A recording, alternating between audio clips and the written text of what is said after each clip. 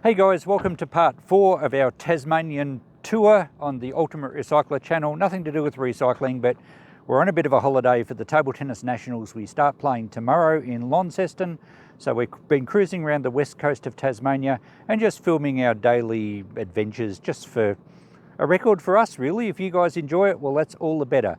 We left Tulla, a really nice resort on the edge of a lake in the last episode, and we're heading towards back to Dollaraine where we stayed on our first night, but we're also going to check out some caves, I think, only not far down the road, and everything's down the road from here because I think we're on top of the world. So we drove past Cradle Mountain. In fact, we went up to the visitors centre. We couldn't go any further without getting a day pass into the park, and we didn't have time, so we'll do that another trip maybe. Didn't see any snow, but it's very cold and it's supposed to snow later today, but it's not too bad here at the moment, and it's not even very windy. So this is just a roadside lookout, and you can see we almost look like we're on top of the world. We've been dodging showers. Well, actually we haven't been. It's been raining most of the morning, just light and drizzly, but we've managed to pick a little patch of semi-sunshine, but you can see there's still some showers and clouds buzzing around the mountaintops. So this is Round Mountain Lookout, and it shows you basically there's a big river we crossed before. Did you get the name of the river? No, I don't think I did. But obviously they have a power station around here, Hydro Tasmania, doing a bit of advertising, and that shows all the mountains, including Cradle Mountain, which I think might be the highest peak. It certainly looks like it is in this particular area. Is it River Forth? There's Wilmot River. Wilmot River? There's lots of lakes. Tasmania is full of lakes. It's amazing. Many lakes and rivers have been essential water supplies thousands of years, blah, blah, blah, blah, blah. Anyway, you can pause and read that if you want to. But we thought we'd just stretch our legs. We've still got about 20 k's to go on very windy, narrow roads with lots of hairpin bends and a little bit of traffic, but it's not too bad. So we better get back in the car, I guess. Car's still going well. Still got to find a car wash. It actually looks quite clean there. We've had enough rain that it's kind of getting a natural car wash. Okay, here's some more scenery of our driving down through the mountainous areas of Tasmania, which is most of it. We spent a lot of time today going downhill because we're coming out of the high country. Now this is 3 times the speed, so don't please tell the hire company that I've been rally driving and filming one-handed while I'm driving. Christine was filming for me. But yeah, beautiful driving. There's not so many tight hairpin bends on this section. Some of the real mountainous roads, it was raining quite heavily and we couldn't get much filming. But it gives you an idea of how beautiful the countryside is. We've been really fortunate not to see any animals sort of land in front of us on these roads. I've been driving fairly carefully. Last thing we want to do is damage this hire car. And it's been a good little car to zip around in, so great scenery.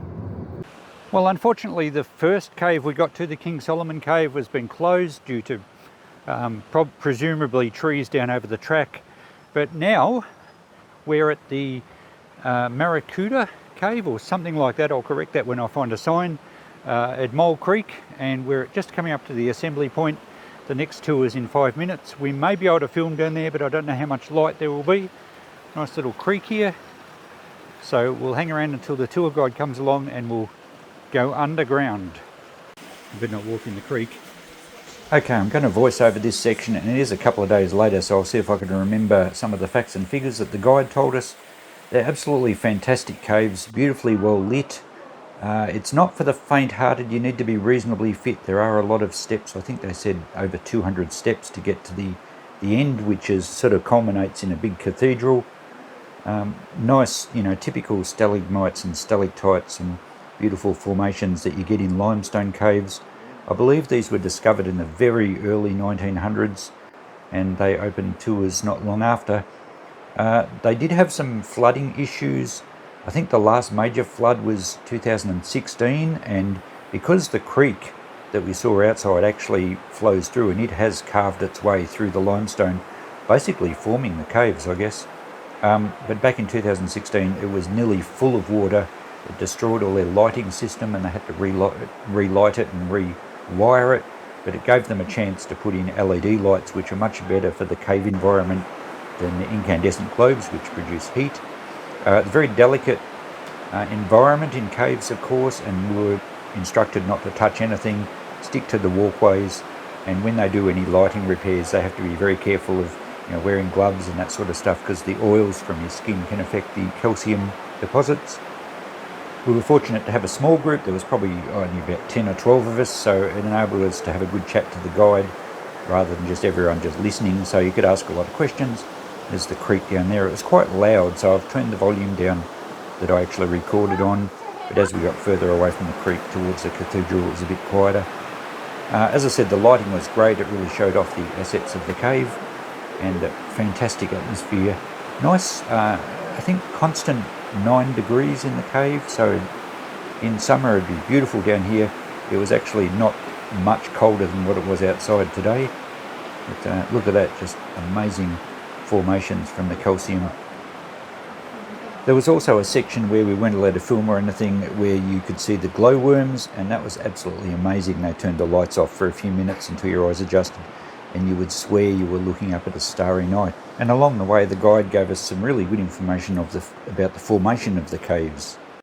Something we know as a solution tube. So we do know the water was higher than this landmass. This is enormous pressure on limestone that is soluble to water. So it creates these tubes through solid rock. This actually is a little solution tube there, but it tells us that groove, the water had to be under pressure. And then it creates some really interesting things like this, which we can't really explain. Because we weren't here when that happened. You're welcome to head up the stairs. So they opened this cave for tours in 1911. And, we have actually come quite a way. Back then they would come to the cathedral for church. It took them half a day to get to the cathedral. We have this beautiful, this is known as a shield, and it's basically a plate of calcite crystal that formed, so the liquid formed between 2 layers of limestone, but the limestone has gone, as it does, it erodes, and left the plate. Now, to get those beautiful flat curtains, that is crystal, it's created a track, and then the next drop traced the same path. So you're basically getting a line of crystal on a line, on a line, on a line. Over time, they grow flat, like a blade. And now the last part of the incline up to the cathedral, and they turn the lights off behind you and then lights up ahead, which makes it a little you feel quite isolated when you look behind and they've turned all the lights off. But yeah, this is the last section, and we're getting further away from the creek, so there's less water noise, and you get much more of an echo because you're stepping into quite a large cavern. And the steps just continue. Even underground, we've got to go up steps.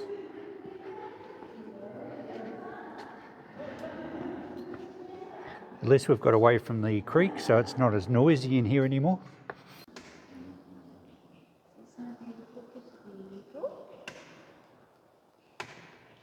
So it took them half a day to come up here for church.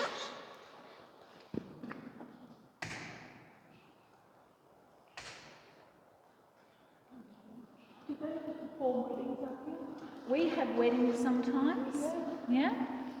Quite rare to have a wedding. Artists love this place, whether it's their voice or an instrument. They're not used to hearing it in a natural reverberation. Usually they practice in synthetic environments, so they love it. What do you reckon, Chris? You want to get married? No, give that up. Oh. And so we're back down near the entrance now, finished off our tour. We absolutely love caves, and this was a fantastic one, so check it out if you're in the area. Back into natural light, and we're about to hit the road to leave the wilderness, head back to civilization, and get ourselves organised for the table tennis event, which we're actually down here for. Well guys, we've made it to Launceston and we've made it to the Silverdome where the big tournament's being held. It starts tomorrow morning. We've just come down for a quick hit, and as we come up the steps here, you can see it's a pretty big stadium. I don't remember how many tables they've got, I think 40 or something. It's actually staged in a velodrome, so there's stairs everywhere. You've got to go upstairs to get out and upstairs to come in, and but really good stadium, nice. The blue curtains are great, they help with seeing the ball. The lighting's not too bad, the floor looks really good. So yep, there's a lot of people here warming up. We start tomorrow morning. I think my team doesn't actually have their first match until just after lunch. I think Christine's team starts in the morning. So I've had a bit of a hit. Our form's a bit shaky, but hopefully we play okay. And really, it's not about winning. It's about, you know, playing as best as you can, and hope you're happy with your form. Okay, I've just seen my team manager, so I'm organised. I'm captain of my team. I've got a president's team, so it's myself from Victoria, a guy from New South Wales and a guy from ACT. So 3 of us are forming a president's team, which we play against the other states. There's actually 2 divisions in our over 60s grade, and we're playing in Division A, and we're playing some of the top teams. I think Victoria A, New South Wales B, I think, and quite a few other good teams throughout the next 4 days. So we're looking forward to that. I'll sign off now. Thanks for watching. Bit of a weird episode. Starts with driving and then caving and then table tennis. We'll catch you in the next video. Bye for now.